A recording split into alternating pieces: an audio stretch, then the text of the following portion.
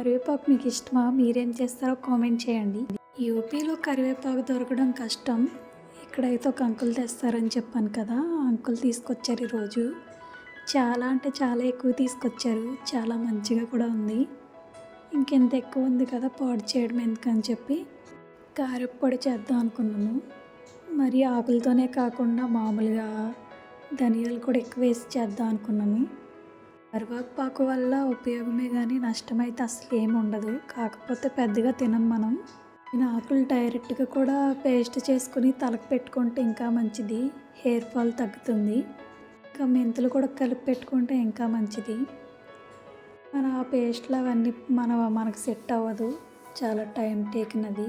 అందుకే ఇలా పౌడర్ చేసుకోవడం బెటర్ అని చెప్పి కారప్పొడి అయితే చేయడానికి అన్ని ఇంగ్రీడియంట్స్ ఫ్రై చేస్తున్నాను అనమాట. జీలకర్ర అన్నీ ఏం తక్కువ ఏమీ తీసుకోలేదు. ఒక క్వాంటిటీ ప్రకారంగా ఒక బౌల్ పెట్టుకుని తీసుకున్నాను. ఇక్కడ యూపీలో పచ్చిమిర్చి, ఎండుమిర్చి చాలా స్పైస్ ఉంటుంది. చాలా అంటే చాలా, అందుకే చాలా తక్కువ తీసుకున్నాను. కొంచెం కారప్పొడి కొంచెం టేస్టీగా ఉండాలి కదా, అందుకే కొంచెం నువ్వులు కూడా తీసుకున్నాను.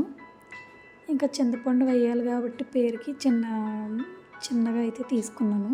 ఫ్రై అయిపోయి ఎండిపోయిన తర్వాత ఇలా పొడమైపోతుంది ఇదే. మళ్ళీ మిక్సీ జార్లో వేస్తే మళ్ళీ అదే కనిపిస్తుంది.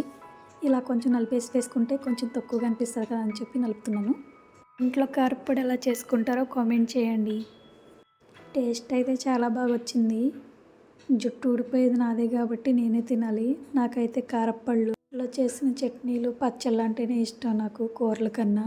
ఇక కరివేపాకుతో ఏమి ఇష్టమో కామెంట్ చేయండి. Thank you for watching.